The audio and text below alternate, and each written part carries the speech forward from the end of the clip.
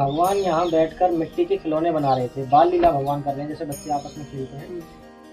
इस सिंहासन पर सामने किशोरी जी विराजमान होती हैं, राधा रानी विराजमान होती है, और उनके साथ में प्रथम नामकरण है चित्र विचित्र शिला, दूसरा है महावर शिला और तीसरा है फिसलनी शिला।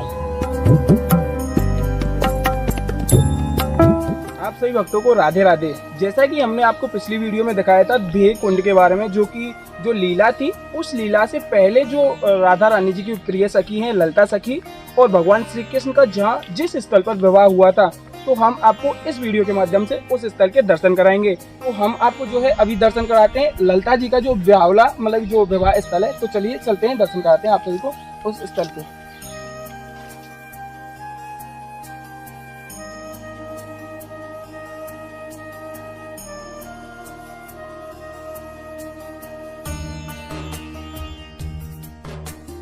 जैसा कि अब हम इस स्थल पर आ चुके हैं, तो पहले जानकारी ले लेते हैं पंडित जी के द्वारा कि इस स्थल पर मतलब जो भगवान श्री कृष्ण और राधा रानी की जो प्रिय सखी थी, उनका विवाह कैसे मतलब किस तरीके से और कब और किस समय हुआ था। तो राधे राधे पंडित जी। राधे राधे। तो यह जो स्थल है, तो जैसा कि आप देख सकते हैं कि ये जो स्थल है, प्रथम दर्शन इस सिंहासन के होते हैं। इस सिंहासन पर सामने किशोरी जी विराजमान होती हैं, राधा रानी विराजमान होती है, और उनके साथ में विशाखा सखी विराजमान होती हैं, जो कि कमई में है जिनका घर। और राधा रानी और विशाखा सखी के सामने ही इस चौक पर यहाँ पर ठाकुर जी का और ललिता जी का विवाह होता है। ठाकुर जी की कृपा से उस विवाह को पढ़ने का सौभाग्य हमें प्राप्त होता है। ललिता सखी के वंश के पुरोहित कहलाते हैं। और उस समय ग्रंथ पढ़ा जाता है जिसे शाकाचार कहते हैं, जो कि लगभग आज की डेट में 450 वर्ष पुराना है। पीढ़ी दर पीढ़ी इस विवाह को पढ़ने का सौभाग्य हमें प्राप्त होता है। और इस स्थल के ठीक बराबर में ही फिसलनी शिला है। आइए दिखाते हैं आपको। जैसे कि आप देख सकते हैं, ये जो शिला है इसके 3 नामकरण है। प्रथम नामकरण है चित्र विचित्र शिला, दूसरा है महावर शिला और तीसरा है फिसलनी शिला। इसको आप ऊपर से आपको दर्शन कराएंगे और फिर इसकी जो है पूर्ण लीला आपको बताएंगे। 3 नामकरण इसके कैसे हुए और क्यों भगवान ने ये लीला करी। आइए। जैसा कि अभी पंडित जी ने बताया था कि यह जो है इसको ब्यावला कहते हैं, जो कि राधा रानी जी की प्रिय सखी ललिता सखी और भगवान श्री कृष्ण का विवाह हुआ था। और ये आपने अभी दर्शन किए कि जो फिसलनी शिला है, इस फिसलनी शिला के बारे में हम आपको बताएंगे क्या इसका रहस्य मतलब जो लीला थी। आपको अभी दर्शन कराते हैं ऊपर जाकर के जो फिसलनी शिला है और उसके बारे में लीला और रहस्य बताते हैं।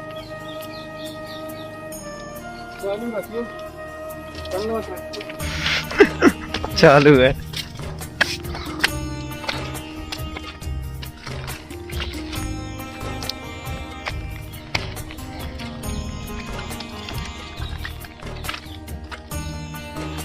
देखिए जैसा कि आप देख सकते हैं अभी हम आ चुके हैं उस फिसलनी शिला के ऊपर की साइड में।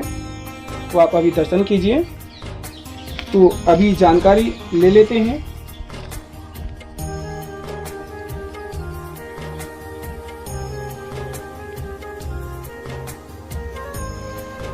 तो अभी जानकारी ले लेते हैं इस फिसलनी शिला के बारे में। तो पंडित जी बताइए। तो जिस शिला के बारे में आप दर्शन कर रहे हो, जिस शिला की जो जानकारी है वो इस प्रकार है कि इस शिला का प्रथम नामकरण है चित्र विचित्र शिला और दूसरा है महावर शिला। चित्र विचित्र शिला इसे इसलिए कहा जाता है कि इस प्रकार यहाँ बैठकर मिट्टी के खिलौने भगवान बना रहे हैं, और इसी पर्वत पर थोड़ा सा ऊपर जहाँ से फिसलन स्टार्ट होती है, शुरू होती है, वहाँ बैठकर अष्ट सखियाँ पैरों में महावर लगा रही हैं। जैसे कि लेडीज़ पैरों में महावर लगाती हैं विवाह के समय, वही महावर जो है सखियाँ बैठकर अपने पैरों में लगा रही हैं। तो जिस बर्तन में महावर रखी हुई थी कटोरी में, वो हाथ से छूट गया। छूटकर जो महावर थी वो फैल गई इस पहाड़ पर, और फैलते हुए ठाकुर जी के पैरों में आई। पैरों में से होते हुए मिट्टी के खिलौनों में चली गई वो महावर। अब जब मिट्टी के खिलौनों में पानी जाएगा तो उसका आकार बिगड़ जाएगा। बिल्कुल है। मिट्टी के खिलौनों की, क्योंकि वो मिट्टी है, पूर्ण नहीं है। अब उसका आकार बिगड़ गया है, तो जिसका आकार बिगड़ जाता है तो उसे ब्रज भाषा के शब्द, ये ब्रज भाषा का शब्द है चित्र विचित्र, उसे ब्रज भाषा में कहा गया चित्र विचित्र। इस प्रकार इसका प्रथम नामकरण चित्र विचित्र शिला हुआ, क्योंकि जो बर्तन भगवान ने बनाए थे, जो खिलौने भगवान ने बनाए थे, वो बिगड़ गए, उनका आकार बिगड़ गया। फिर दूसरा नामकरण हुआ इसका महावर शिला, क्योंकि महावर इस पर गिरी थी। अब ठाकुर जी ने देखा कि अचानक पैरों में पानी कहाँ से आ गया, ये तो पहाड़ है, नदी तो यहाँ नहीं सकती और ना ही बारिश हो रही है। अब ठाकुर जी ने देखा जैसे ही खड़े हुए कि अचानक पानी आ गया, तो पहाड़ तो ये टेढ़ा है, तो टेढ़े होने की वजह से ठाकुर जी फिसल गए। अब जैसे ही भगवान फिसले हैं तो पीछे पीछे सखियाँ फिसलने लगी हैं कि भगवान तो खेल रहे हैं यहाँ। तो आप देख सकते हैं जैसा कि पूरे पहाड़ से ज़्यादा इस एक पत्थर पर फिसलन है, ये आप दर्शन कर सकते हैं। और महावर के निशान यहाँ आज भी मौजूद हैं। तो ये जो भगवान ने लीला करी, अब ये लीला के हम लोग दर्शन तो करते हैं। देखो भगवान जो यहाँ भगवान ने अवतार लिया है, कृष्ण भगवान, ये भले ही भगवान ने मनुष्य रूप का सहारा लिया था, मनुष्य शरीर का सहारा लिया था, लेकिन उनकी जो लीलाएं हैं वो साधारण नहीं है। उस हर एक लीला में, ब्रज में जो आप दर्शन करते हो, हर लीला में कुछ ना कुछ राज छुपा होता है। तो जो ये भगवान ने यहाँ लीला करी है, 3 प्रकार से इसके नाम रखे हैं इस लीला के। इसका महत्वपूर्ण राज ये है कि भगवान ने जो खिलौने बनाए थे वो खिलौने हैं मनुष्य, आप और हम। अब उसके अंदर जो पानी गिरने की लीला हुई है, उसमें महावर का पानी गया है, इसके अंदर हमारे मनुष्य के अंदर कलयुग का प्रभाव, जो आजकल अवगुण है हमारे, मोह माया लालच, ये सब चीज़ें, जैसे कि बर्तनों में पानी गया, इन सब का असर हमारे दिमाग में गया, उनका आकार बिगड़ गया बर्तनों का। ऐसे ही हमारे संस्कार बिगड़ गए जब मोह माया हमारे अंदर गई है। हमारे संस्कार, हमारा देखने की जो हमारी दृष्टि है, ये सब चीज़ें बिगड़ गई। बिगड़ने के बाद जैसे कि उसका नाम चित्रित हुआ, इसी प्रकार हमारे अंदर आड़ी टेढ़ी बीमारियाँ घुस गई।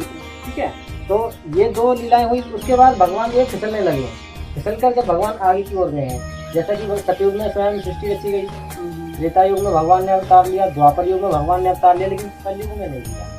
जैसा कि भगवान फिसलकर इस पत्थर से आगे चले गए, ऐसे ही भगवान जो है त्रेता युग तक अवतार लिया, कलयुग में नहीं लिया, आगे निकल गए भगवान, अवतार नहीं लिया। क्योंकि कलयुग में से जो भगवान गए हैं आगे, ये गई है भक्ति, आस्था, धर्म, भजन, जो कि कलयुग में सिर्फ दिखावा है, असली भजन नहीं, दिखावे के लिए। जाके पूर्णक जटा विशाला ता पूजे ही काल कराला। कलयुग में ज्यादातर लोग ऐसे जीव के पीछे भागते हैं जो दिखावा ज्यादा करते हैं। ये पहचान है इस शिला की। भगवान ने जो लीला करी है आम लीला नहीं है, इसमें 3-4 युग रहस्य छुपे हुए हैं इस लीला को देखने वाला चाहिए। हजारों लोग यहाँ आते हैं, देखते हैं, चले जाते हैं, उसका महत्व नहीं। हाँ बिल्कुल, देखने के बाद जाते हैं, उसके बारे में ना जानकारी अच्छे से ले पाते हैं। उसमें ऐसे लोग आते हैं, आएंगे फटाफट जल्दी करो ये, हमारे कितने जन्मों के पुण्य उदय होते हैं, तब हमें ब्रज में आगमन होता है। आपके दरवाजे पर कोई आ गया अचानक से, तो आप उसे अंदर घुसा नहीं लोगे, जो आपका जानकार है या रिश्तेदार है उसे ही आप अंदर बुलाओगे। इसी प्रकार ब्रजमंडल प्रभु का घर कहलाता है।